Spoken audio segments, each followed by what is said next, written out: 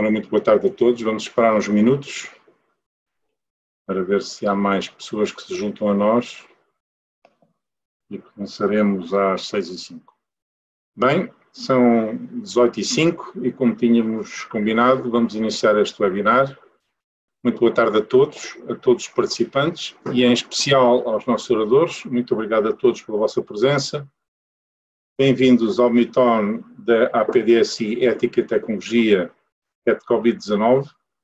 Este Meeton, no âmbito da APDSI, é promovido pelo Grupo de Missão da APDSI Questões Éticas decorrentes da concepção e utilização de tecnologias digitais. Apenas algumas palavras sobre o que é este Grupo de Missão e qual a sua razão de existir. Nós somos hoje cerca de 30 pessoas, tecnólogos, produtores e consumidores de tecnologia, universitários e cientistas, abarcando áreas como as tecnologias de informação, as ciências sociais, o jornalismo e a política, com interesse na reflexão sobre os emergentes impactos éticos na sociedade e nas pessoas, das tecnologias de informação, do tratamento massivo de informação, da inteligência artificial e das máquinas autónomas. Ética e tecnologia é um prefixo que reflete muito bem onde nos queremos situar. O Covid-19 é apenas um pretexto para esta iniciativa e para a reflexão que aqui se irá fazer sobre os impactos éticos das tecnologias digitais, formas de as mitigar, riscos e oportunidades. Antes de iniciarmos, apenas algumas palavras sobre o modus operandi do webinar. A secretária da APDSI, Bruna Martins, dará o suporte ao webinar, incluindo o apoio no chat. O webinar irá desenvolver-se até o mais tardar às 19h30. Quem quiser fazer perguntas deve preferencialmente fazê-lo por escrito através do Q&A, no fundo da página. E quem pretender levantar questões ou expressar a sua opinião deve usar o chat. Iremos começar com intervenções dos oradores do painel, mas todos os participantes são convidados desde já a colocar questões ou a expressar opiniões de forma sintética após as intervenções iniciais. Haverá uma segunda ronda com os oradores no final do evento. Vamos então dar início ao webinar. Temos connosco hoje Ana Carvalho, Luís Antunes e Sara Carrasqueiro. Eu sou Virgílio Rocha, coordeno o grupo de missão da APDSI e atualmente sou assessor do Conselho de Administração Executivo da EDP. Ana Carvalho é professora associada com agregação no Instituto de Bioética da Universidade Católica do Porto, tendo trabalhado nos últimos anos de forma especial em aspectos relacionados com a ética na saúde e é ainda membro do grupo de missão. Luís Antunes é professor do Departamento de Ciência e de Computadores da Faculdade de Ciências da Universidade do Porto e Data Protection Officer na Comissão Nacional de Proteção de Dados. São conhecidas as suas intervenções, nomeadamente nas áreas de segurança e proteção de dados, e é ainda membro do grupo de missão. E Sara Carrasqueiro, que é vogal do Conselho de Ética da AMA e professora no Instituto Superior de Ciências Sociais e Políticas da Universidade de Lisboa. Muito obrigado a todos desde já. Eu passava a palavra à Ana Carvalho, nós combinámos ser ela a primeira, e de forma que, de alguma forma, pudesse enquadrar um pouco este evento, porque falar de ética a propósito de tecnologia, que impactos éticos permanentes e emergentes das tecnologias digitais temos hoje na nossa sociedade e já agora de que forma a crise pandémica os está a evidenciar. Ana Carvalho, muito obrigado. Tem alguns slides e é todo teu.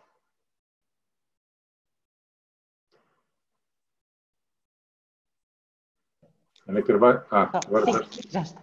Estão a ver os slides, não estão? Sim. Ok, perfeito.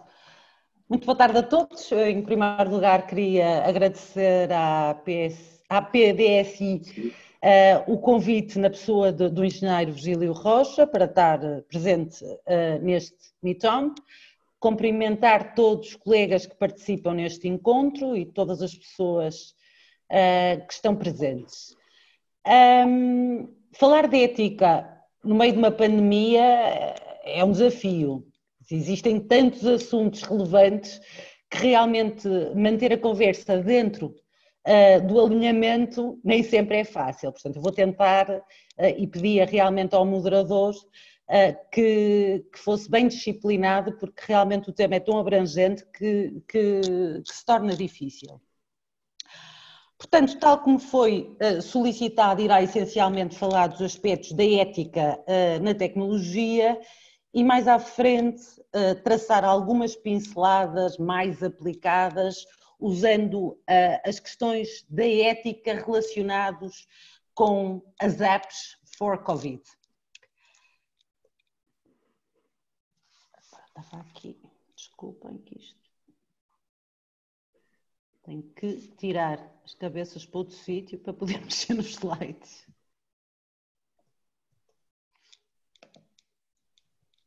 Ok.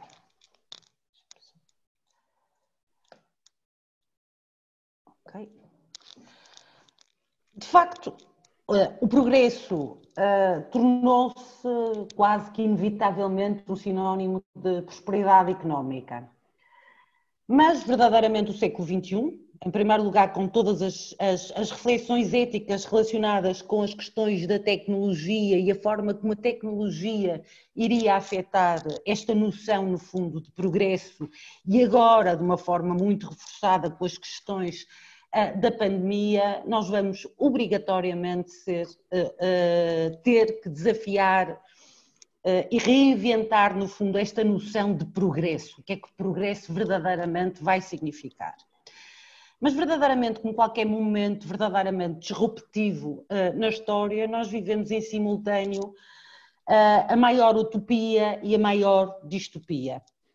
Os tecnofílicos prometem que realmente a tecnologia irá resolver todos os problemas e, por outro lado, os tecnofóbicos acham que realmente, na lógica dos ludistas da primeira grande revolução industrial, que realmente a tecnologia vai representar um iminente apocalipse. Mas aquilo que me parece que é importante sublinhar é que o problema somos nós. Não são os sistemas operativos. Nós já tivemos aqui, o futuro já foi destruído e reconstruído várias vezes na história e essa é a narrativa verdadeira do ser humano. Mas o futuro verdadeiramente não está determinado. É por isso que falar em determinismo tecnológico não faz sentido nenhum. A tecnologia só deve existir e só deve ser desenvolvida se realmente for usada no sentido de garantir o melhor interesse do ser humano. E se esse não for o caso, então a tecnologia não deve ser desenvolvida. O futuro é desenhado por nós, enquanto agentes morais responsáveis, e não pela tecnologia. Está nas nossas mãos determinar o que interessa ao ser humano e deve ser desenvolvido e aquilo que verdadeiramente não interessa e deve ser impedido de ser desenvolvido. E aqui é que verdadeiramente entra a ética.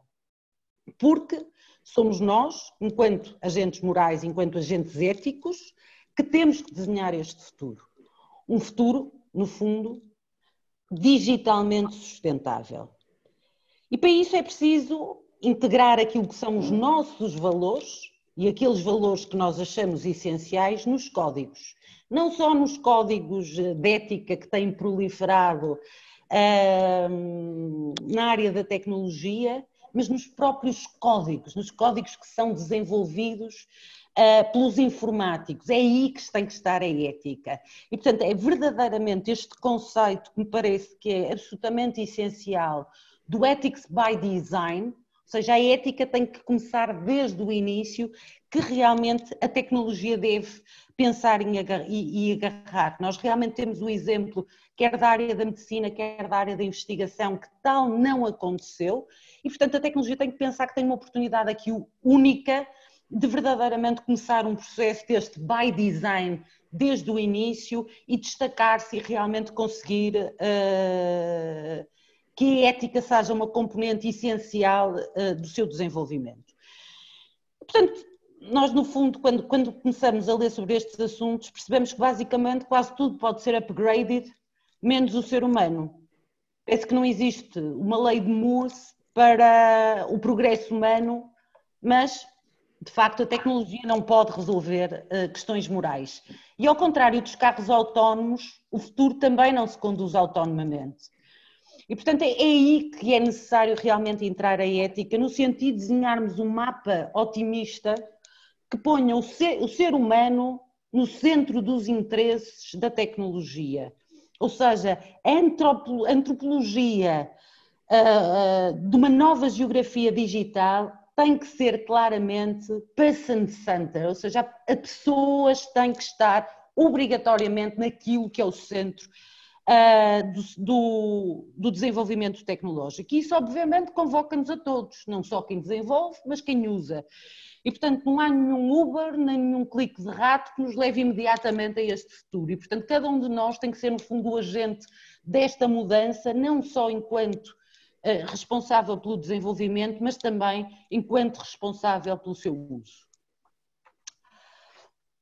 Verdadeiramente, quer dizer, eu acho que não há nada mais apropriado para ilustrarmos o papel da ética na tecnologia do que falar realmente das questões éticas, das aplicações para o rastreamento de contactos para a Covid.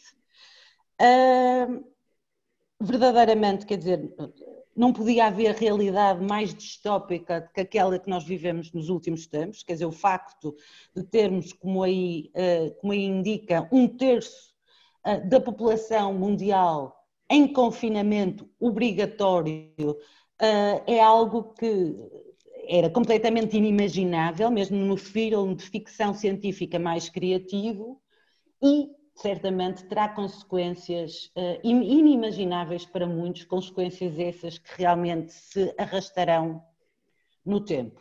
E, portanto, o que aconteceu em Portugal e em todo o mundo é que a nossa missão de aplanar a curva, ou seja, de permitir que o Sistema Nacional de Saúde se mantivesse sustentável e disponível para acolher todos os doentes que precisassem de cuidados de saúde, principalmente a nível de cuidados intensivos, que, tanto quanto nos parece neste momento,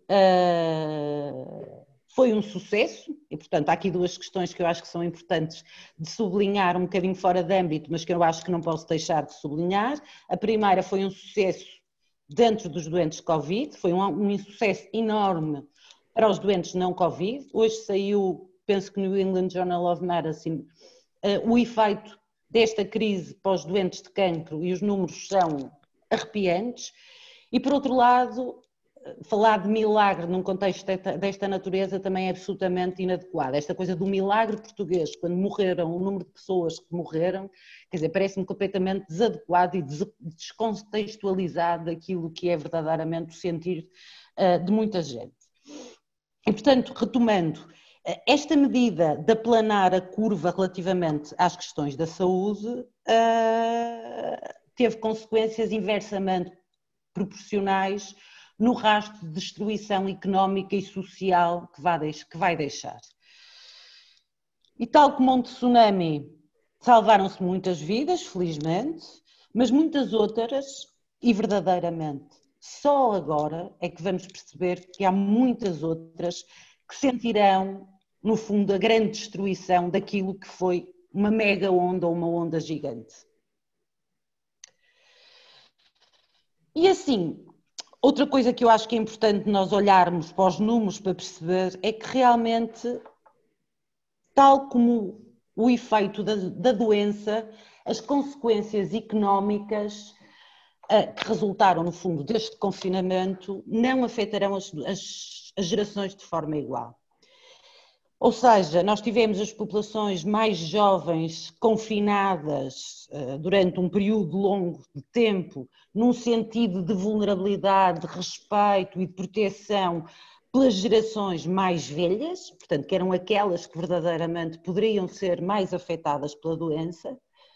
Mas sabemos isto, não é de agora, portanto, já é uma tendência natural que verdadeiramente quem vai ser mais afetado pela pobreza que este tsunami vai deixar vão ser essas mesmas gerações mais jovens. E, portanto, se realmente a pobreza dos jovens no espaço europeu já era assustadora, a verdade é que esta pandemia vai deixar um rastro terrível nesta classe geracional. Ou seja, é impensável nós pensarmos que pode existir uma segunda vaga que obriga medidas idênticas àquelas que assistimos nos últimos meses. Ou seja, não podemos, a meu ver, ser tímidos nas medidas uma vez que sabemos que as vacinas e que as soluções terapêuticas vão demorar no mínimo um ano a estar disponíveis, e portanto não podemos ser tímidos na forma e nas medidas a implementar. O tsunami económico está aí, quando acabar o layoff vai ser muito mais complicado, porque aí vamos ter realmente o número de desempregados a subir exponencialmente, e tudo que possa ser implementado, obviamente com segurança e confiabilidade científica, deve, a meu ver, e do ponto de vista ético, ser implementado. Aquilo que me parece importante, e quando estamos a discutir estas questões, é que realmente nós temos que perceber que uma pandemia se situa num contexto de uma ética em saúde pública. Ou seja, todos nós fomos ensinados, quem faz clínica, quem faz investigação, quem faz ética na tecnologia, que realmente o centro das nossas preocupações tem que ser o melhor interesse do ser humano, ou seja, o bem individual do ser humano. Aquilo que a pandemia ou qualquer outra situação de saúde pública nos obriga, do ponto de vista ético, é pensar que realmente o interesse ou o bem comum, muitas vezes, tem que se sobrepor ao bem individual. E, portanto, esta é que é a marca que, no fundo, obriga a repensar um conjunto de circunstâncias quando estamos a falar de uma situação de pandemia como a que temos e como a que estamos a viver hoje. E, portanto, convém frisar, eu sei que o Luís irá falar disso, que qualquer aplicação a desenvolver ou a usar terá de passar por critérios de fiabilidade e de robustez tecnológica e científica para sequer ser considerada. Isso, obviamente, é uma evidência. Mas, existindo uma aplicação que cumpra esses critérios de fiabilidade, do ponto de vista ético, porquê é que eu considero que ela deve ser usada? Ponto número 1. Não me parece nem sustentável, nem eticamente justificável voltar a uma situação de confinamento universal. Ponto número 2. O princípio da privacidade não tem precedência sobre outros princípios éticos. Nós tivemos a nossa liberdade, a nossa autonomia completamente colocadas em causa por aquilo que foi um confinamento universal.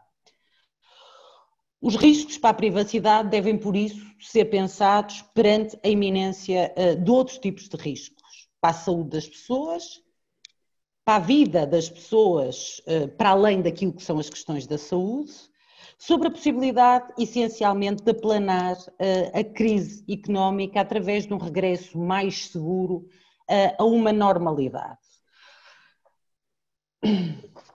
Assim, em certas condições, e portanto estas são as condições, é muito engraçado e é uma coincidência muito interessante, porque saiu hoje na Nature um conjunto de guidelines éticos para o desenvolvimento de uma aplicação, e eu penso, está aí citado, eu estava a pedir desculpa porque não estava citado, mas está citado.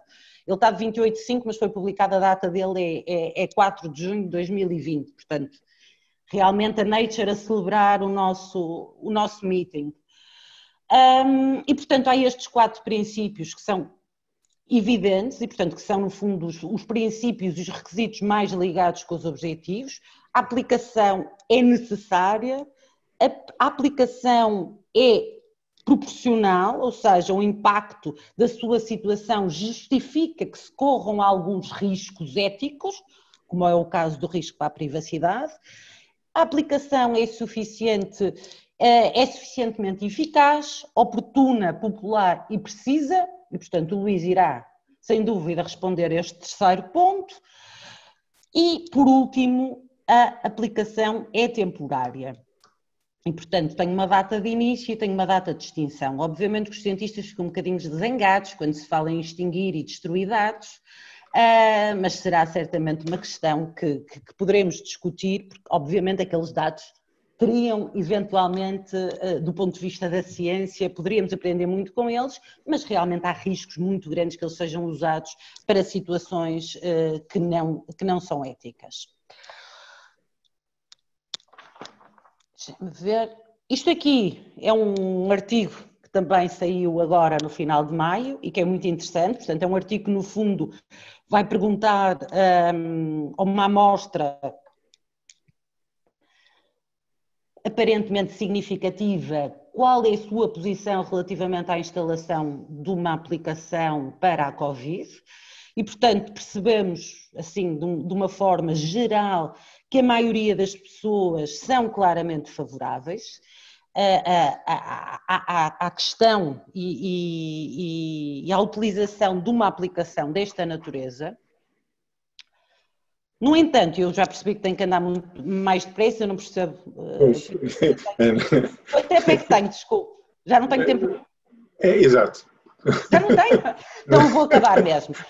Vou mesmo acabar, vou deixar só este assunto, porque não podia deixar de falar. Teremos a oportunidade de continuar a falar ao longo que esta questão do consentimento informado, isto é muito complicado, porque possivelmente, quer dizer, e as recomendações da Comissão Europeia vão no sentido, primeiro, que se desenvolva uma app europeia para todos, segundo, que essa app seja voluntária. Aquilo que são as experiências de outros países, como por exemplo a Noruega, em que houve uma guerra entre a Comissão Nacional de Proteção de Dados e o Ministério da Saúde relativamente à situação, é que nós temos que ter no mínimo 50% a 60% de downloads da aplicação.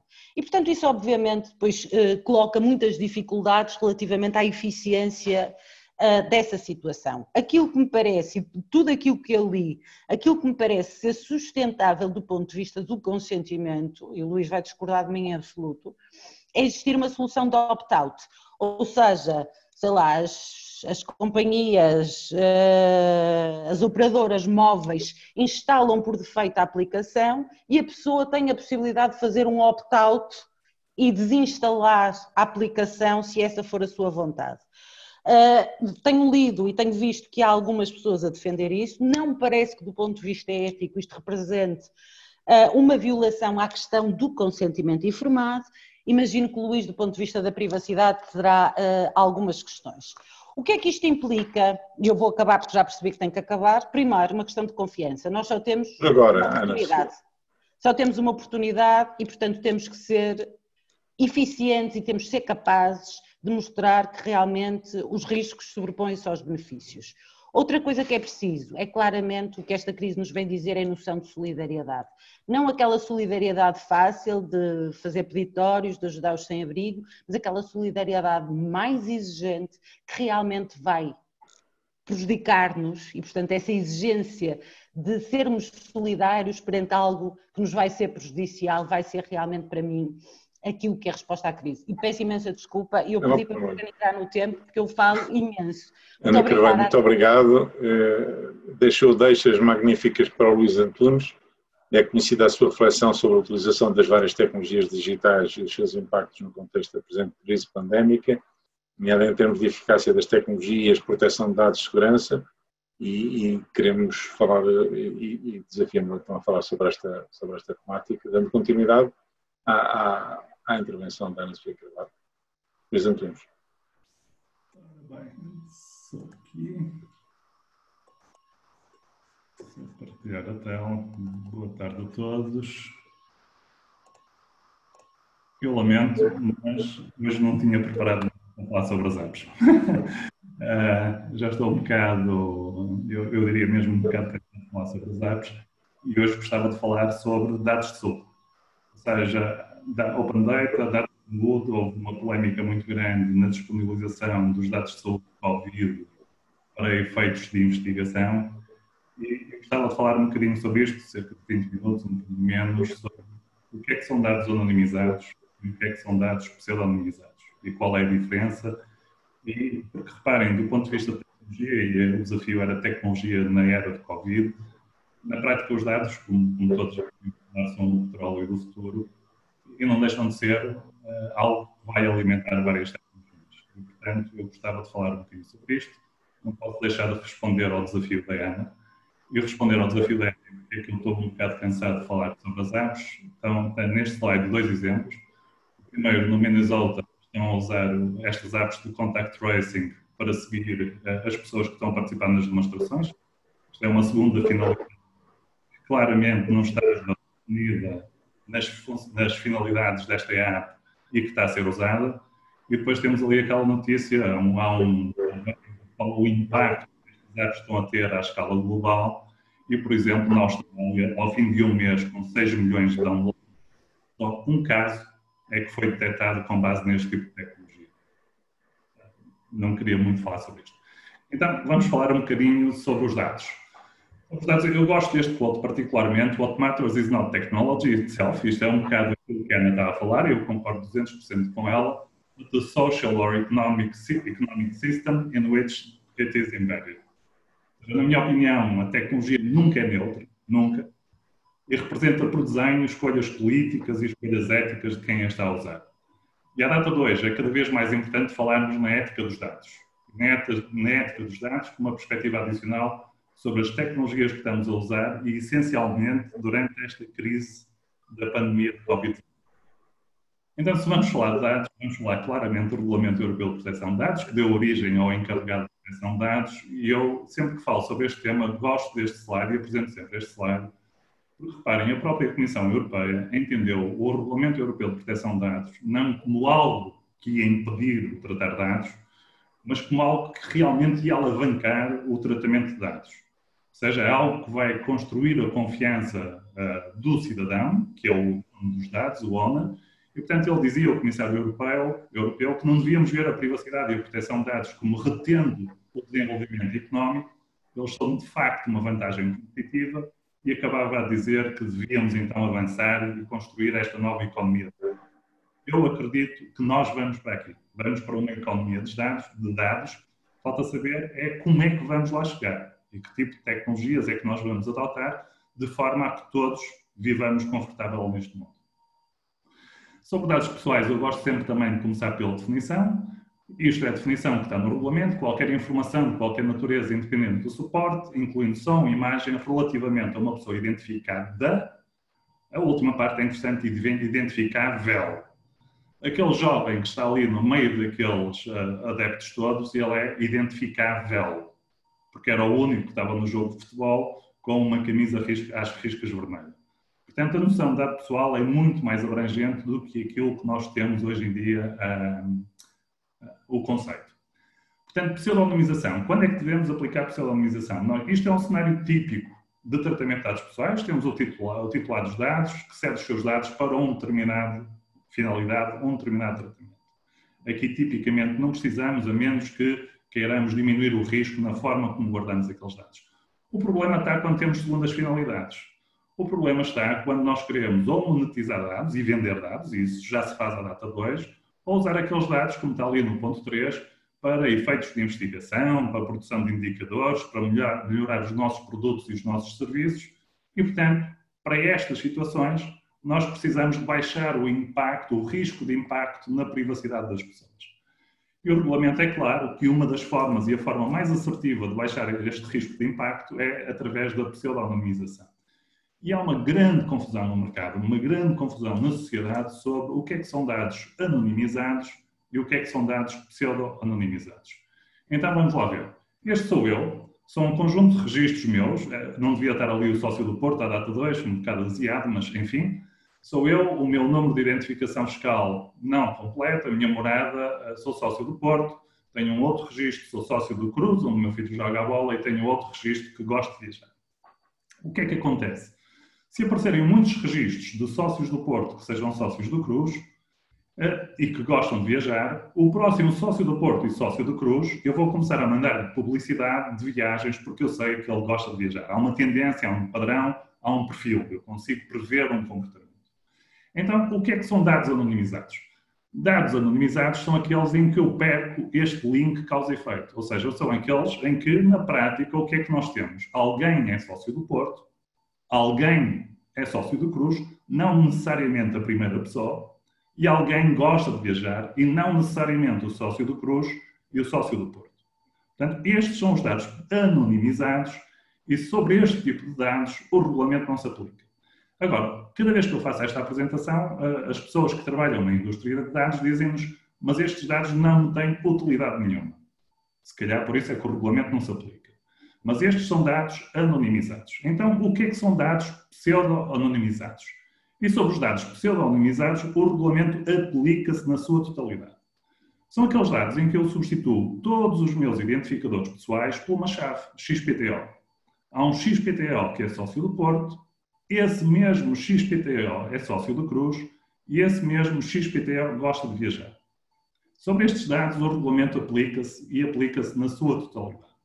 Então, o que é que se está a passar?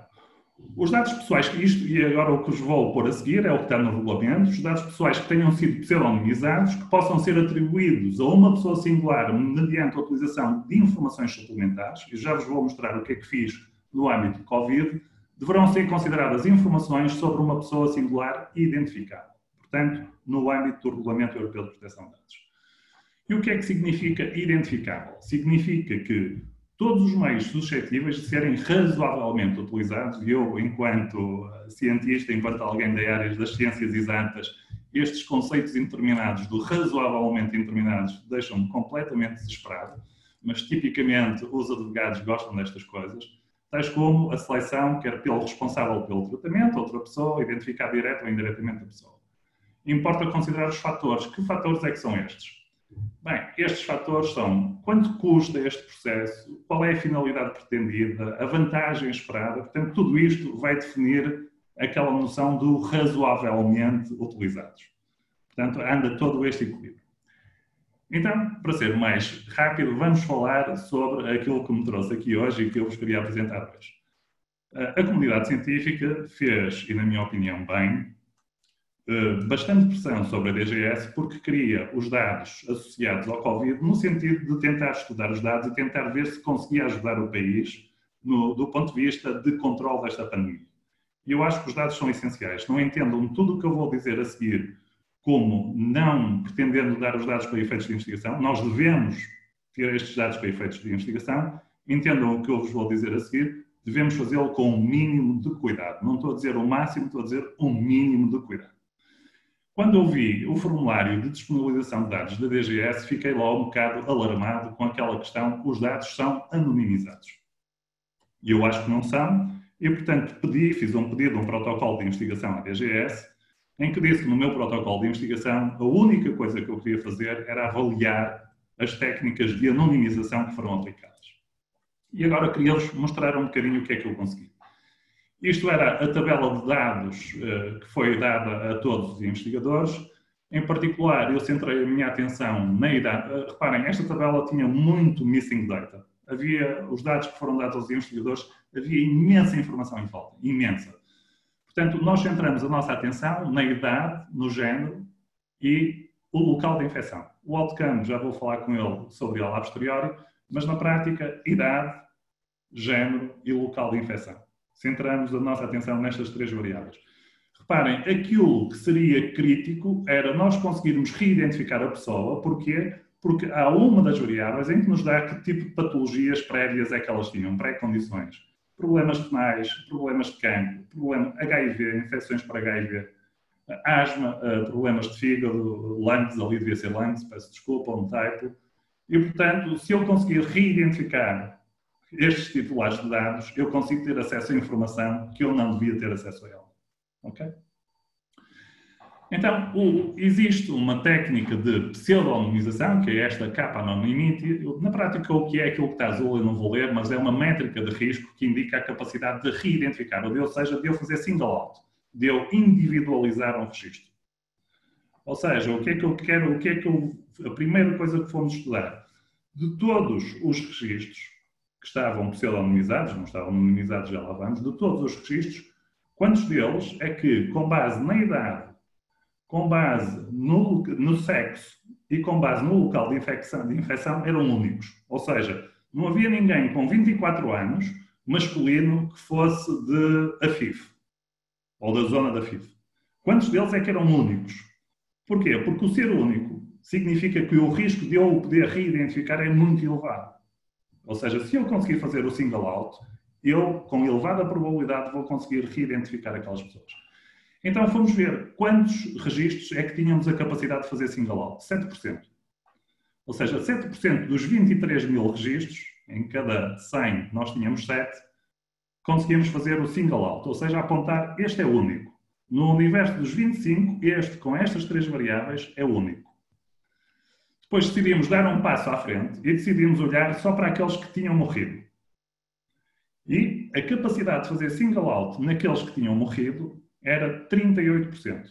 Ou seja, em 38% dos casos, com base na idade, com base no sexo e na região NUT3, eram únicos. O que é que fizemos a seguir? Tipicamente, o que nós faríamos, fazemos isso com bastante, já com bastante experiência, é ir à necrologia dos jornais e procurar informação que está pública para tentarmos reidentificar as pessoas. E normalmente é fácil. Mas neste caso do Covid-19, algo ainda mais estranho se passou. Eu vou passar isto à frente e volto já atrás, que é esta capa de jornal. Eu confesso que esta capa de jornal me incomodou na altura, ainda hoje me incomoda, e portanto não consigo olhar para as caras e desfoquei esta capa de jornal. É uma capa de um jornal português que logo na capa diz vidas que o vírus levou. E tem a história das pessoas, eu penso que são cento e muitas pessoas, em que tem o nome, tem a idade, tem a fotografia, tem o sítio onde moram e que faleceram. E não está centrado na região norte. São pessoas com uma dispersão geográfica de todo o país. Eu acho que este tipo de jornalismo a mim choca-me. Portanto, este comportamento ético de pôr as caras na primeira página de um jornal com a história lá dentro, para mim é bastante chocante. O que é que nós fizemos? Bem, agora estava muito fácil. Porquê? Porque se nós tínhamos esta percentagem de perfis únicos, com base neste jornal somente, nós conseguimos reidentificar. E reparem, o que é que significa reidentificar? Significa saber todas as patologias que eles tinham prévias. Se tinham HIV, se tinham cancro, e reparem que o cancro pode ter alguma componente genética, e as seguradoras com certeza terão interesse nisto do ponto de vista de interesse genético, em cancro. Portanto, nós conseguimos de uma forma muito mais fácil do que aquilo que seria expectável para mim. Tipicamente, quando fazemos este estudo, gastamos algum tempo na investigação de procura daquelas pessoas. Neste caso, foi muito fácil. Na prática, o que fizemos foi isto. Pegamos nos registros e, através de o sexo, a idade e o NUT3, cruzamos com a comunicação social e conseguimos reidentificar um conjunto alargado de pessoas. E aqui está o conjunto alargado de pessoas que nós conseguimos reidentificar. Quando conseguimos identificar na prática 12, mais 26, mais 15, mais 12, mais 3 pessoas.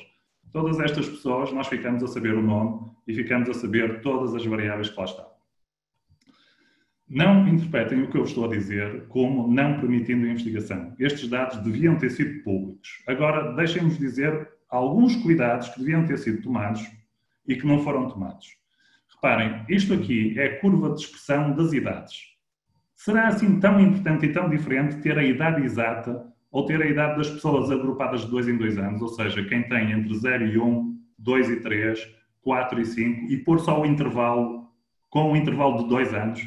Do ponto de vista de dispersão, se eu fizer o intervalo de 2 anos, se olharem para o gráfico é muito parecido.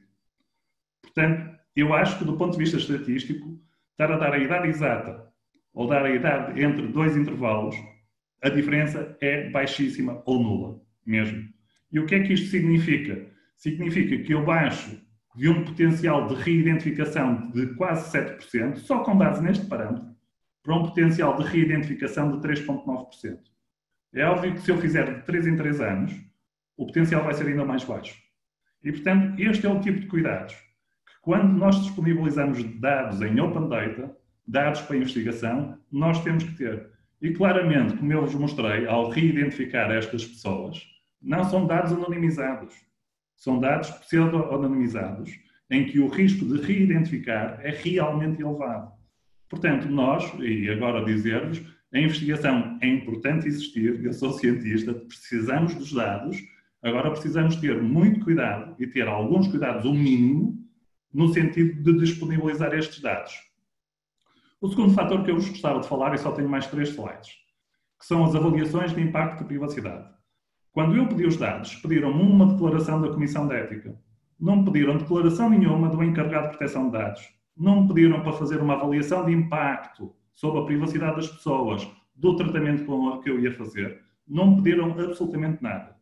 E a maior parte das avaliações de impacto que eu tenho visto são, desculpem o termo, miseráveis. E porquê? Porque para fazer uma avaliação de impacto sobre a privacidade, nós precisamos de várias competências que uma só pessoa, não conheço ninguém que isoladamente tenha essas competências todas. Precisamos de alguém com experiência em avaliação de risco, precisamos de alguém da área da informática, precisamos de alguém da área jurídica, precisamos de alguém com experiência em proteção de dados e depois precisamos de um gestor de projeto para ter esta equipa toda a funcionar. Tipicamente, o que é que significa fazer a avaliação de impacto de privacidade? Ponto 1 é saber quando é que temos que o fazer e quando é que temos obrigatoriamente que o fazer. E neste caso era um dos casos, com 27 mil registros de dados sensíveis de categorias especiais de dados, era um daqueles casos onde o PIA era obrigatório pelo regulamento. Portanto, descrever os fluxos de informação, identificar e avaliar os riscos de privacidade. E reparem, a reidentificação de pessoas é um risco de privacidade. E o que é que temos que fazer? Temos que identificar os riscos e quais são as medidas para mitigar estes riscos. E é isto que é preciso fazer. Portanto, qual é, e agora este é mesmo o último, o papel do encarregado de proteção de dados. O papel do encarregado de proteção de dados não é fazer a avaliação de impacto sobre a privacidade. Já percebemos que a avaliação de impacto precisa de toda esta equipa. E o regulamento o que diz é que o encarregado de proteção de dados tem que dar um parecer sobre a avaliação de impacto. A instituição é que tem que promover a elaboração da avaliação de impacto. O encarregado de proteção de dados só tem que dar o parecer se concorda com aquela análise, sim ou não. E não mais do que isso. Este é o último slide. Portanto, algumas lições que eu espero que tenham ficado aprendidas. A Quest não é anonimização, não é. É gestão de risco e transparência, não é.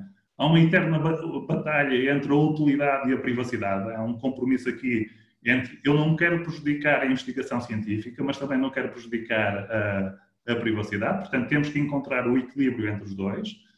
A minimização dos dados é o maior aliado neste processo. Não podemos subestimar o poder de deduzir e reidentificar as pessoas.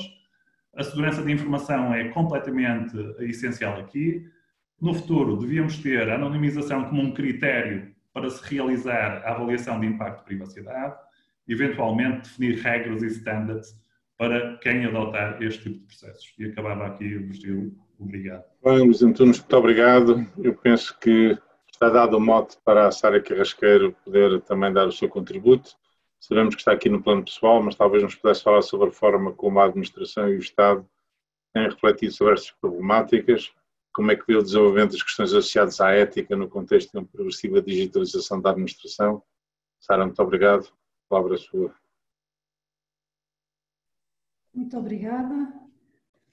Em primeiro lugar, claro, queria cumprimentar todas as pessoas que nos estão a ouvir em direto ou depois através da gravação.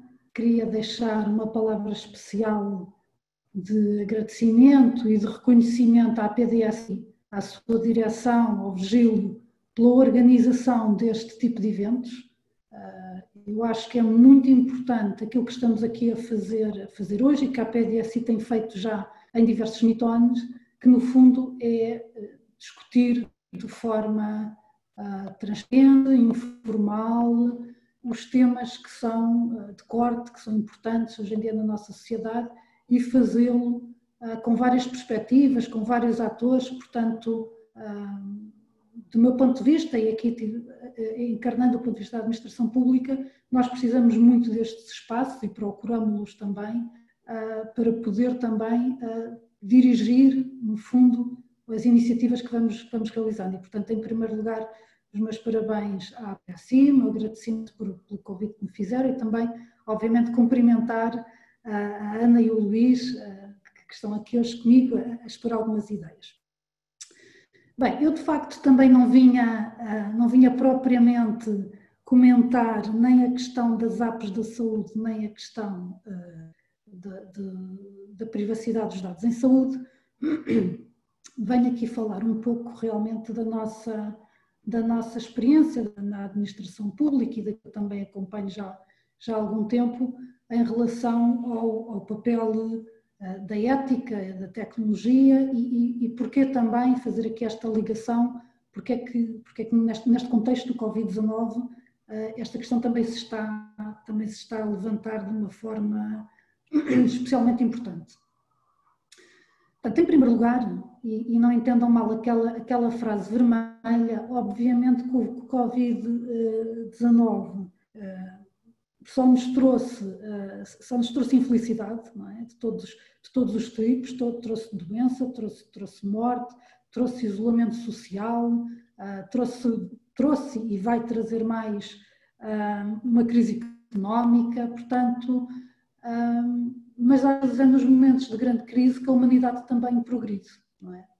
E no que concerne às tecnologias, eu se calhar também vou aproveitar, se calhar devia ter começado por aqui, não sei se todas as pessoas que nos estão a ouvir sabem o que é a AMA. Portanto, a AMA é um instituto público que tem por missão, portanto, atua transversalmente, não atua nos setores tradicionais do Estado, na saúde, na economia, na segurança social, na justiça, portanto, tem um papel transversal a estes setores e tem um papel de promoção.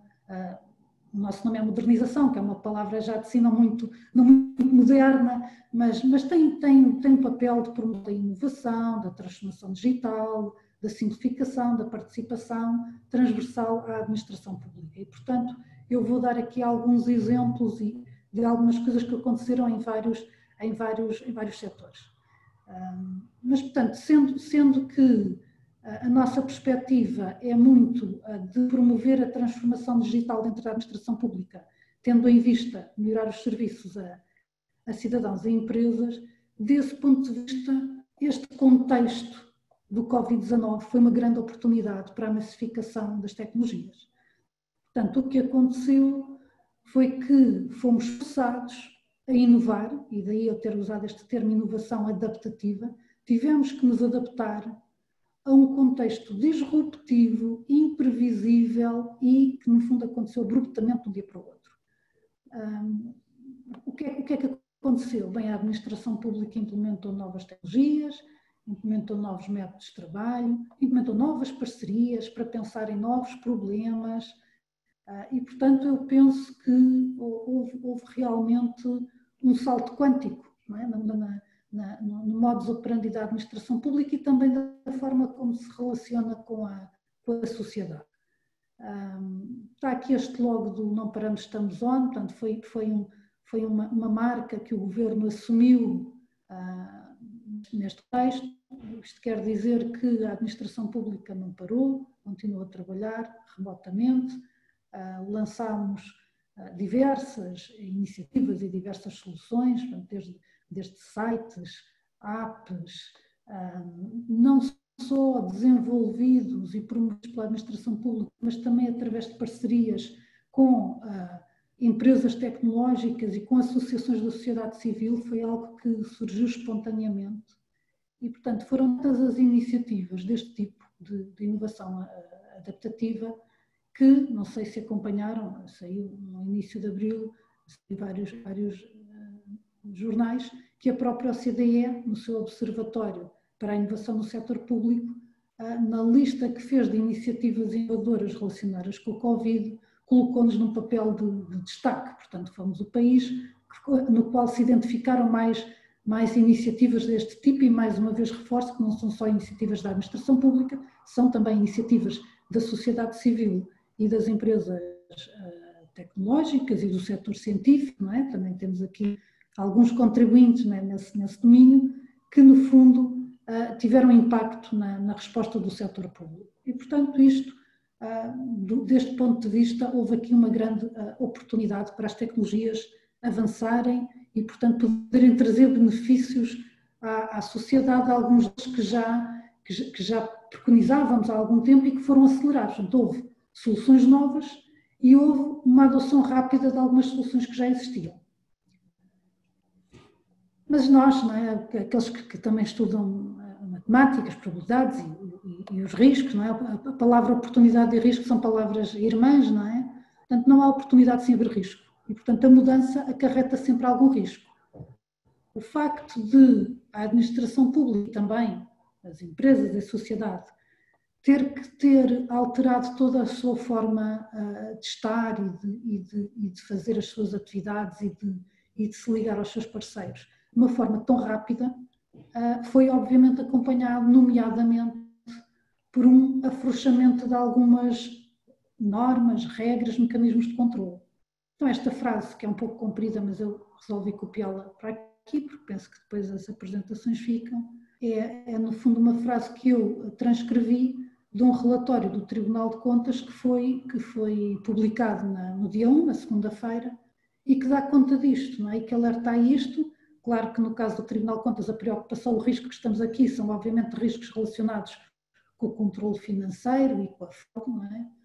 mas eles são muito claros a dizer que importa assegurar o equilíbrio entre a necessidade de responder à crise de forma célere e a salvaguarda dos princípios de transparência, integridade e responsabilidade inerente à utilização dos recursos públicos. E, portanto, é disto que também, fazendo alguma ponte por algumas ideias que quer a Ana, quer o Luís já tinham falado, esta necessidade do equilíbrio, de balancear a oportunidade, tanto impactos positivos e riscos negativos, de equilibrar direitos e deveres, de equilibrar dados para investigação e privacidade. Eu acho que isto que é o cerne da questão, não é? Porque ambas as perspectivas têm pernas para andar, não é? Tanto ambas as perspectivas de dizer, não, eu tenho que garantir as regras porque os recursos públicos são de todos os cidadãos e, portanto, um gestor público não pode afrouxar naquilo que são as regras. Vai dizer, não, neste caso é mais importante eu comprar o ventilador do que esperar 2 meses até ter um processo aquisitivo para comprar o ventilador. Portanto, acho que é deste balanceamento que estamos a falar quando falamos em tecnologias em momentos disruptivos. Não é? Mas também gostava aqui de acrescentar outra ideia, que é, no fundo, este nosso mitono tem no seu título Covid-19, mas, no fundo, os temas que estamos aqui a falar não são temas do Covid-19, são temas que foram assoberbados e que ganharam uma importância excepcional neste contexto, mas que já existiam antes e que vão existir depois. E, portanto, eu gostava no fundo, nos meus próximos slides, que são poucos, vou ser contida, já estamos muito avançados na hora, mas eu gostava que tivessem esta perspectiva, quer dizer, não vou falar especificamente da app do Covid ou da investigação dos dados também não o faria, não é? Por uma questão de respeito institucional, mas no fundo estamos a falar de algo que é, e como a Ana também disse ao início, que é o normal, quer dizer, a humanidade evolui, os problemas evoluem, portanto é normal que estas questões da ética e das tecnologias se ponham constantemente e que se ponham essencialmente quando há grandes saltos de inovação tecnológica, não é? Que é o momento que estamos a viver. E, portanto, eu diria que, para lá da pandemia, de falarmos destas questões da ética e das tecnologias na pandemia, acho que também é importante falar do passado, do presente e do futuro, não é? Portanto, temos o antigo normal, que, sinceramente, é aquilo que eu acho que nós não queremos voltar. Todos nós, com este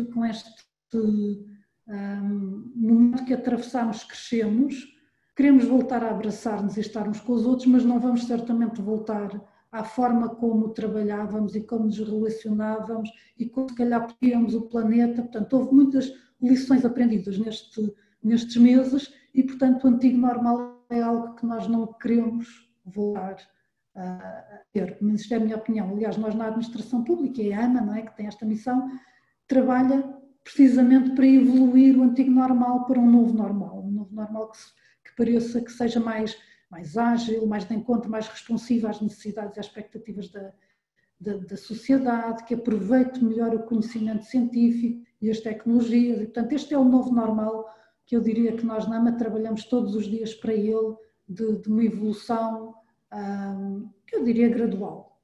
E depois temos o futuro imprevisível, que é a tal inovação disruptiva que está a acontecer, que estamos a assistir. Eu copiei aqui uma frase do Klaus Schwab, não é? que é o presidente do Fórum Económico Mundial, no seu livro, ele muito escreveu e muitas palestras falou aqui há cerca de 3 anos sobre a 4ª Revolução Industrial e que antevia um pouco isto que estamos a falar. Quer dizer, nós sabemos que vai haver uma disrupção, é inevitável que estas tecnologias todas que estão a surgir, portanto, o fabrico, a impressão 3D, os avanços da biogenética, a inteligência artificial, os drones, portanto, toda essa inovação que está a começar a ser disponível vai ter um impacto muito forte na sociedade e também na administração pública. E, portanto, é de nossa responsabilidade, aqui como dizia, já não sei se foi o Luís, se foi a Ana, que disse, nós é que somos responsáveis, no fundo, por definir o que é a ética, os princípios e o que é que vai ser possível e os regulamentos que vamos ter e que não vamos. Portanto, é a nossa responsabilidade criar espaço para que esta inovação traga um valor positivo à humanidade e à sociedade e, portanto, que as políticas que são lançadas estejam de acordo com aquilo que considerarmos ser o que desejamos para o futuro.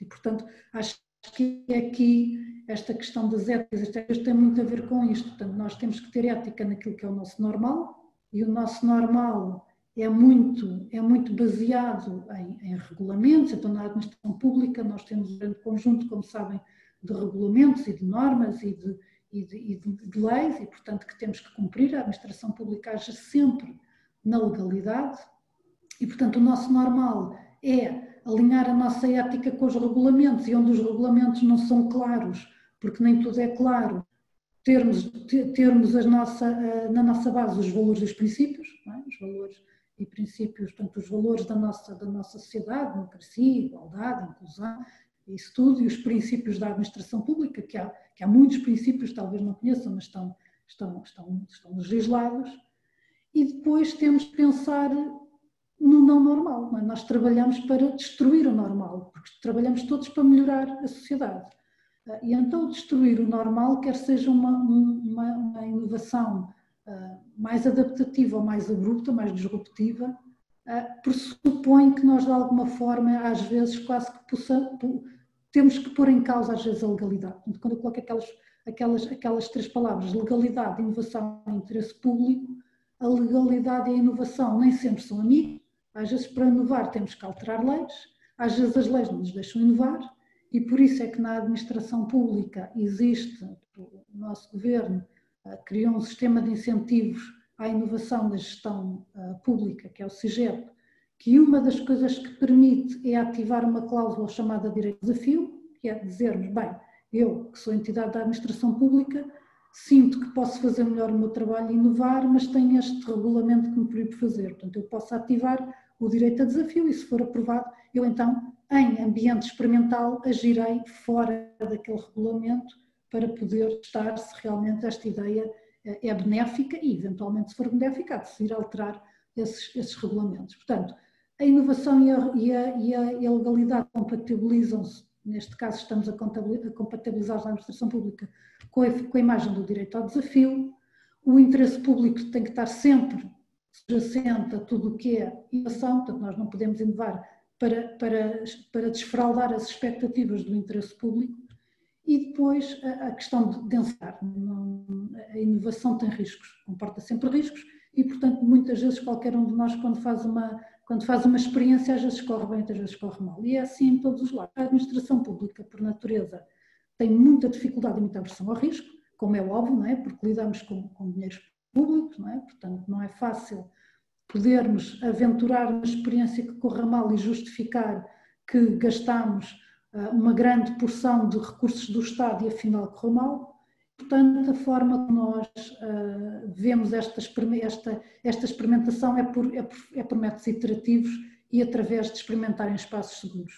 Portanto, nós temos dentro da AMA uma unidade que é o LabX, Laboratório de Experimentação da Administração Pública, e no fundo o que faz esta equipa é ir experimentando novas ideias e novas soluções para os serviços públicos, mas num ambiente controlado. Portanto, o que fazemos é começamos por investigar, recolher dados, recolher opiniões, depois co-criar, tentar desenhar serviços à imagem das necessidades e expectativas de cidadãos e depois iterar, experimentar, desde protótipos de muito baixa fidelidade.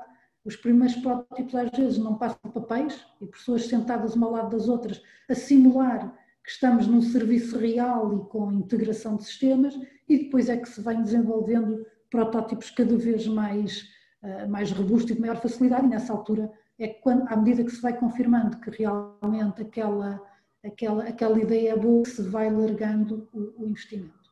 Portanto, isto um pouco para dizer que tudo isto existe, as normas, os regulamentos e também o que está fora dos regulamentos, porque ainda não existem regulamentos ou porque nós queremos melhorar os mesmos, mas que na base tem que haver sempre esta ideia dos valores da nossa sociedade e dos princípios subjacentes à atuação, nomeadamente do Estado.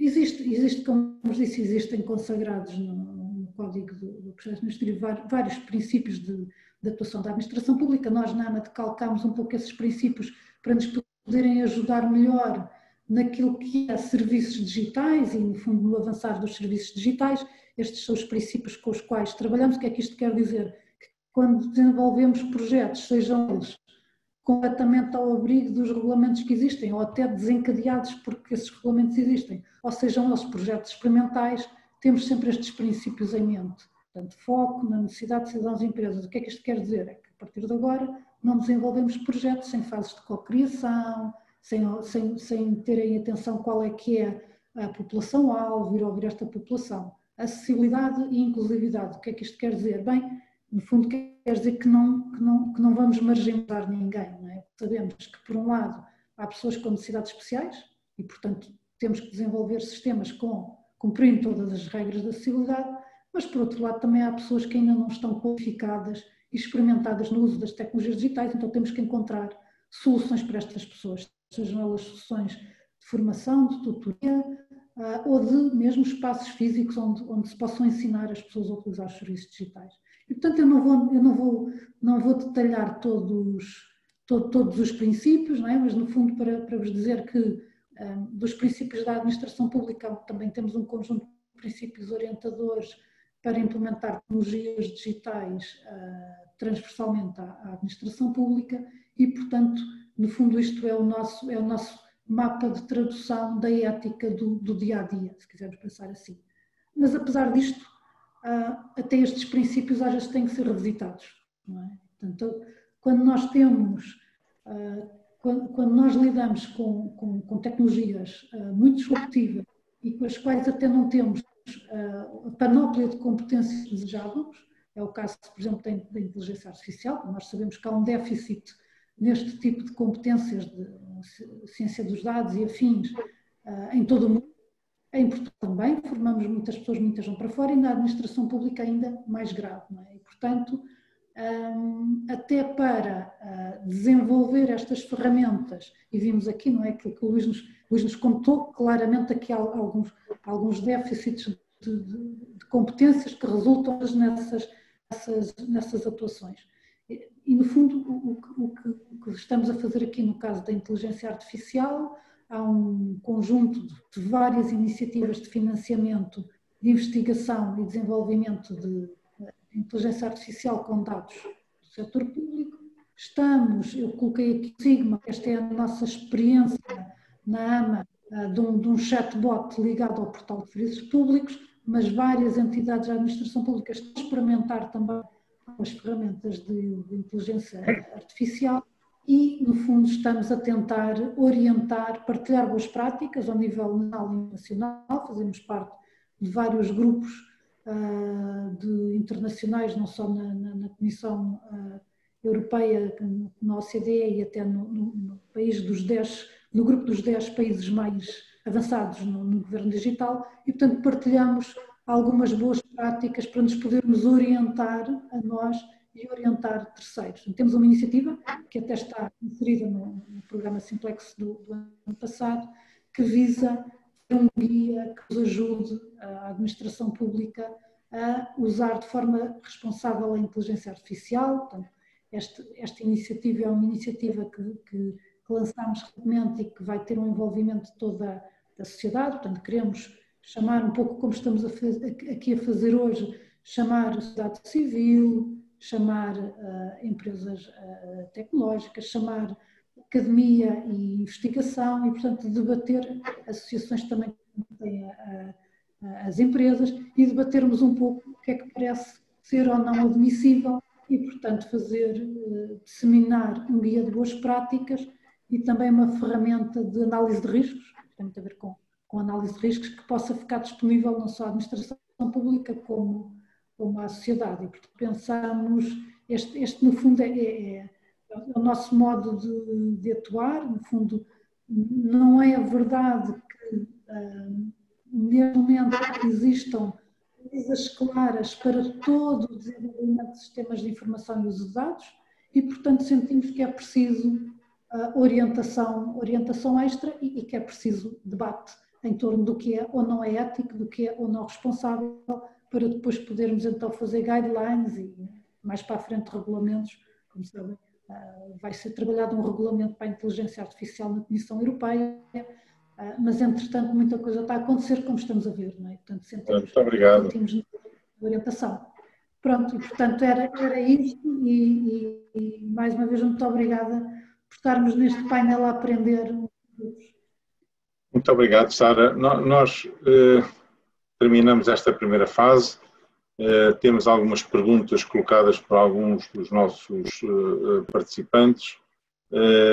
Há uma questão levantada pelo Jaime Quesado e eu dava-lhe a palavra para ele a colocar, se ele está a ouvir, e depois passaríamos ao Paulo Ferreira, porventura, que tem mais do que uma questão, e daríamos depois a palavra aos participantes, aos painelistas, para responderem às questões que entretanto venham a aparecer. Portanto, Jaime, não sei se... Muito bem, muito boa tarde.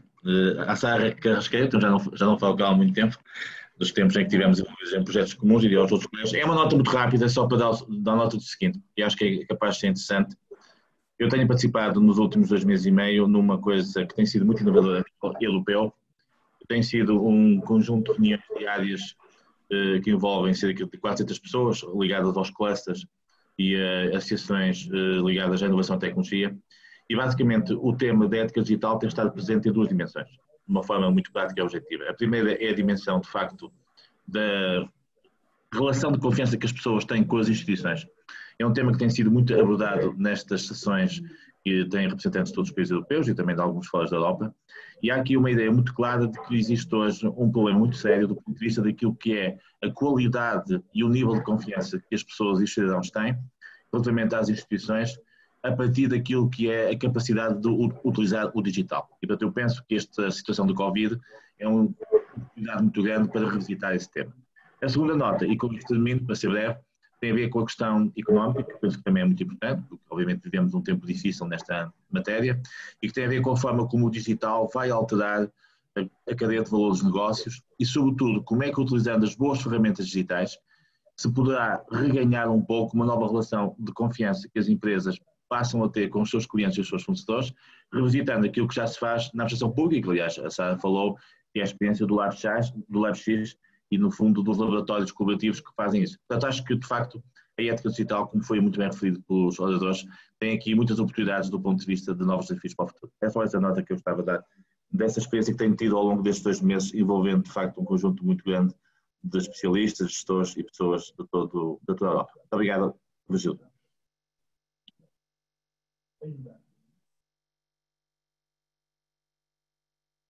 Virgílio, não tens o microfone ligado. Ok, para não fazer eco.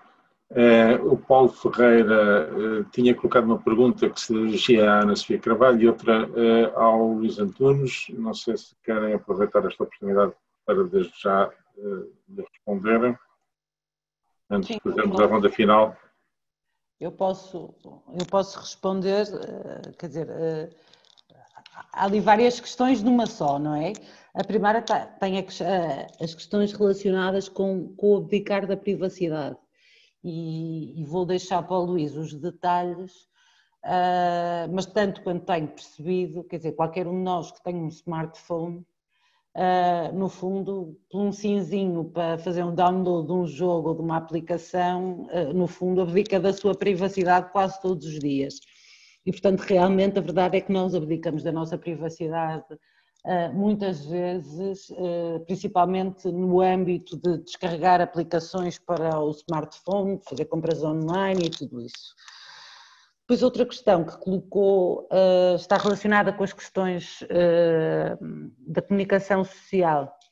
Eu acho que a questão da comunicação social não tem tanto a ver com a privacidade, pelo menos eu não entendi da forma como ele colocou, com a privacidade, mas tem mais a ver com o princípio da autonomia. Verdadeiramente, quer dizer, qualquer um de nós que está neste meet-on tem a possibilidade de fazer opt-out, ou seja, eu começo a ver um telejornal, se aquilo me desagrada ou se me incomoda a forma como eles conduzem as notícias, desligo a televisão e não vejo.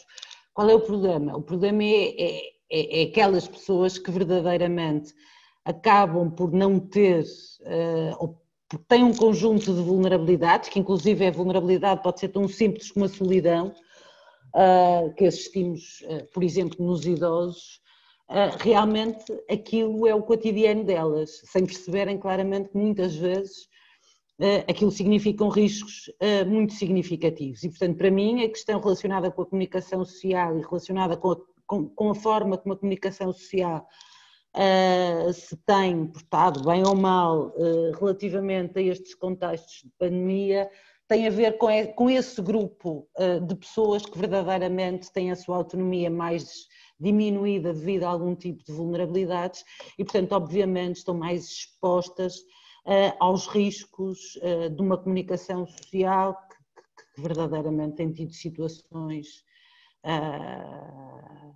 que não são propriamente eticamente, mesmo do ponto de vista jornalístico, nunca poderão ser defendidas nem ética nem deontologicamente. Está sem micro, Virgílio. Eu posso responder. Pergunta dirigida à Sara, especificamente à Sara, o que pensa a AMA sobre os dados biométricos e reconhecimento facial? Não sei se quer responder desde já.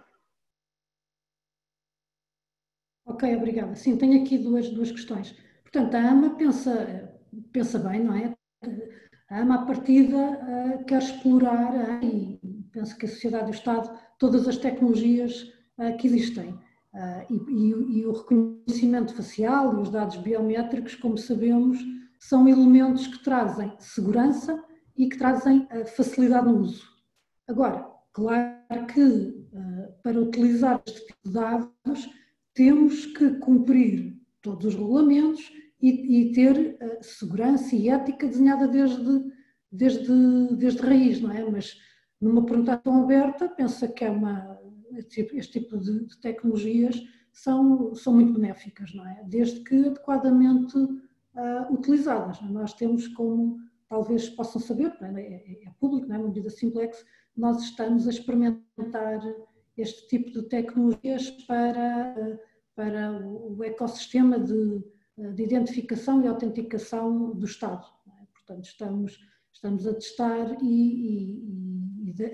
onde estamos agora, não é? Antes ainda de lançar o produto, temos verificado que têm um nível de segurança muito elevado, não é? Muito elevado e uma grande facilidade de utilização. Portanto, é o que eu posso dizer. Depois tenho aqui outra questão, que já agora também mato já esta questão, para quando um ABX autárquico, portanto, eles já existem, não é? Portanto, as autarquias têm autonomia, como sabemos, não é? A descentralização. Algumas autarquias também têm equipas que se dedicam à experimentação de serviços públicos e nós na AMA, e através do nosso laboratório de experimentação, estamos a apoiar um conjunto de 4 ou 5 equipas naquilo que nós chamamos os laboratórios afiliados do ABX, portanto, para tentar precisamente dar escala a este modo de estar, que é experimentar antes de fazer. Obrigado, Sara. Há uma questão específica também para o Paulo, para o Luís Antunes, que tem a ver com o equilíbrio entre as abordagens preditivas e reativas. Não estará ameaçada pela exacerbação que nos é trazida pelas redes sociais e por jornalismo tipo tabloide? Luís, queres falar sobre isto? Deixa-me responder a duas, Virgílio. A primeira que o Paulo também pôs tem a ver o tema da anonimização / pseudo-anonimização e que pergunta se isto não devia estar mais bem tratado no RGPD. Bem, se há alguma coisa em que eu contribuí para o RGPD foi exatamente nesta diferenciação da anonimização e pseudo-anonimização, porque num evento com todas as comissões de proteção de dados em 2012, o meu tema da palestra convidada foi exatamente este, era Single Out or to Find the Needle in the Haystack. Eu acho que este tema no regulamento está muito bem tratado. O regulamento tem muito bem qual é a distinção entre um e outro e exige um conjunto de cuidados, mesmo para a pseudo-anonimização. Eu acho que há um desconhecimento total do ponto de vista de quem trabalha em proteção de dados sobre estes temas. Porque não é um tema fácil e portanto, o regulamento tem os requisitos legais.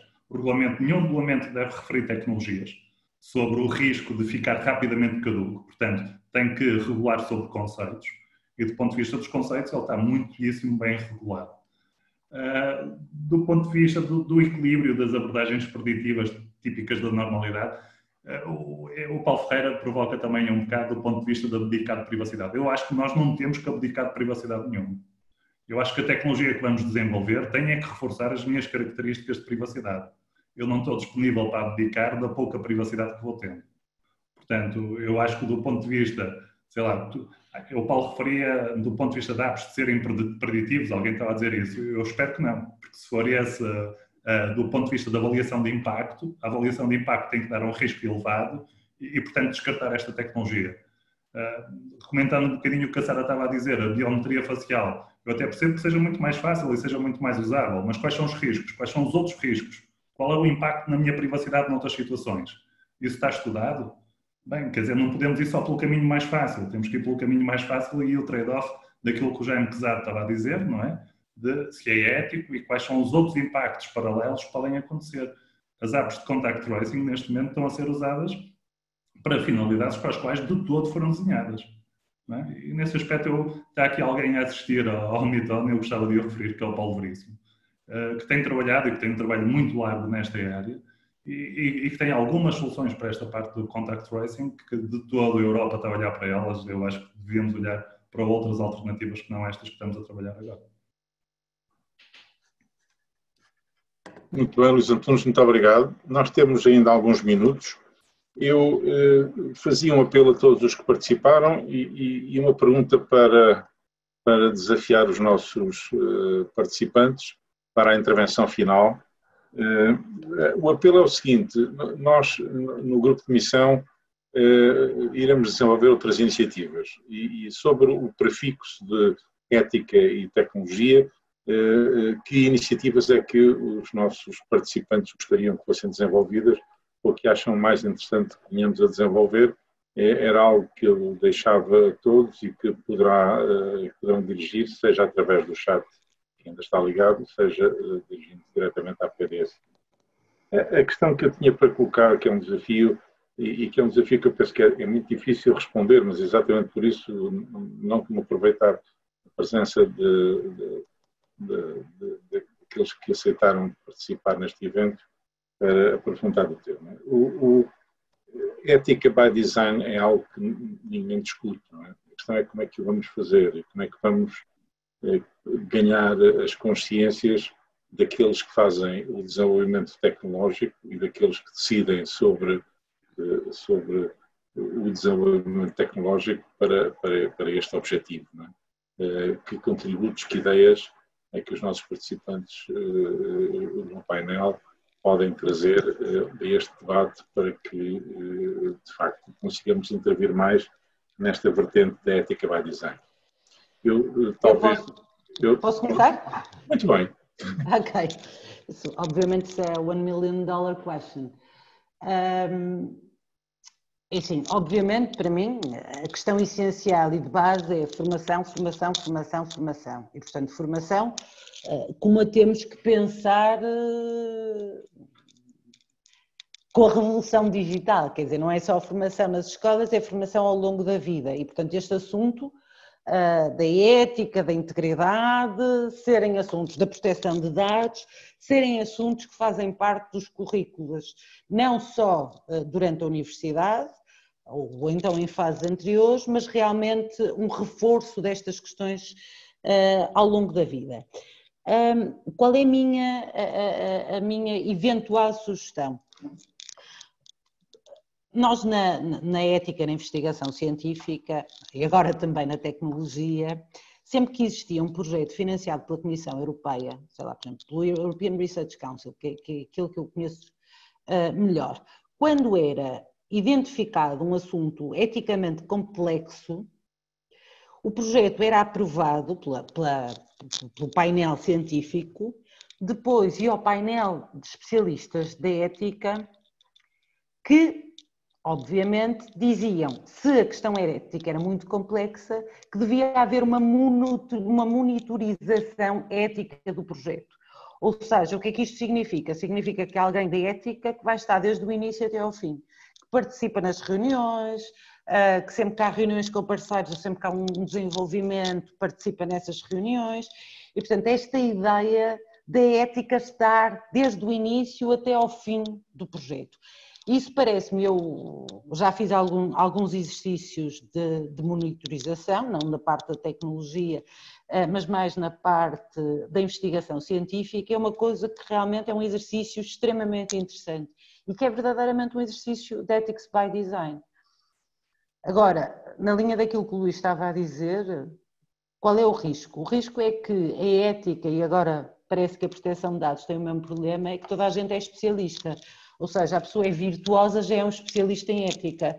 Verdadeiramente, eu nunca iria fazer parte de um painel científico sobre inteligência artificial. Portanto, chateia-me muito que pessoas que não têm formação em ética façam parte de comissões de ética ou de conselhos de ética ou que façam ética, porque realmente a ética só tem credibilidade e só tem realmente hipótese de ser verdadeiramente eficaz se as pessoas que a fazem, as pessoas que a pensam, as pessoas que a desenham, souberem exatamente o que é que estamos a falar quando estamos a falar de ética. E, portanto, não chega a ser um cientista virtuoso, não chega a ser um bom católico com a pessoa saber alguma coisa de ética. Portanto, queria deixar só esse reforço.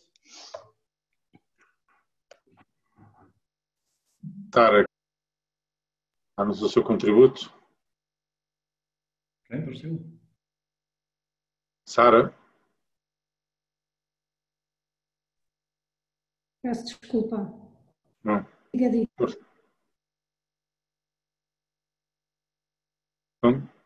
Talvez Luís Antunes. Certo, Gil, deixa-me dizer-te o que é que eu gostaria de ver tratado de uma forma calma, mas tratado e com base nesta parte do Covid. Com o Covid, as empresas apostaram claramente na transformação digital e associada à transformação digital há uma recolha de dados sobre o cidadão muito mais massiva do que há no mundo real que não digital. Eu acho que rapidamente estas instituições vão perceber o valor dos dados e, portanto, e associado a isso existe uma estratégia europeia que foi aprovada em fevereiro da Comissão Europeia sobre uma estratégia para os dados e para o Big Data. Portanto, eu acho que devia haver uma reflexão um bocadinho maior do ponto de vista deste mundo de Big Data e de monetização dos dados. Qual é o modelo, quais são as tecnologias para nós devolvermos o controle às pessoas e, portanto, temos que refletir sobre que tipo de sociedade é que nós queremos deixar à próxima geração neste mundo do Big Data e da inteligência artificial. Eu acho que é mesmo muito importante vermos que sociedade é que vamos deixar aos nossos filhos. No mínimo tem que ser melhor do que aquela que nós recebemos dos nossos pais. Caso contrário, fizemos um mau serviço.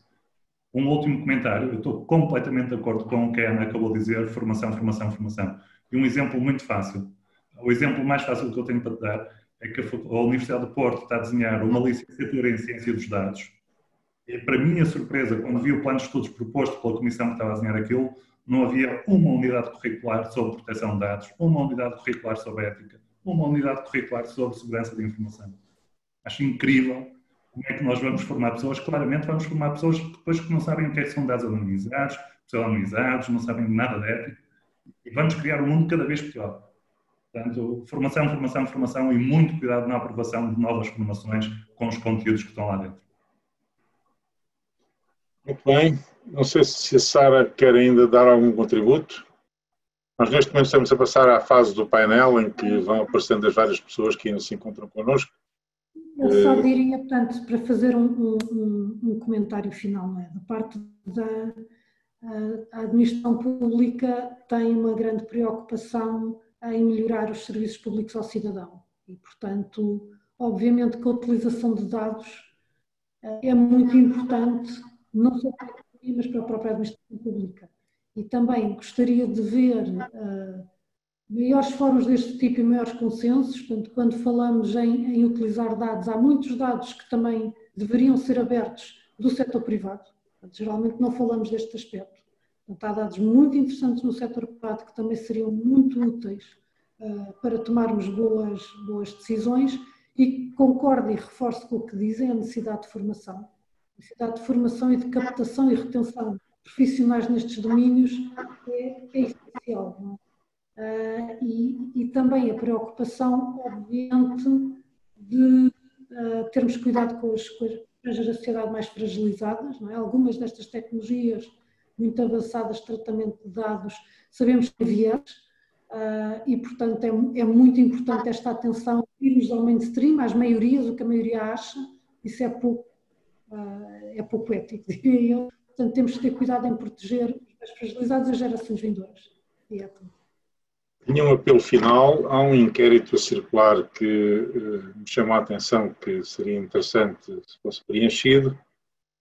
Atingimos o nosso limite, 1h30.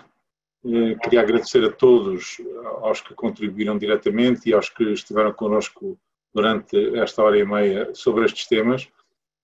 Seguramente que aprendemos hoje algo como fazer melhor, não é só formação, há que, digamos, criar de facto uma consciência coletiva na comunidade e na comunidade tecnológica sobre estes temas, e penso que este será o primeiro de outros eventos que iremos fazer com a colaboração de todos para que, de facto, este objetivo seja atingido. Muito obrigado a todos e até uma próxima oportunidade. Obrigado a todos. Obrigado. Obrigada. Deus, boa tarde. Obrigada, boa tarde.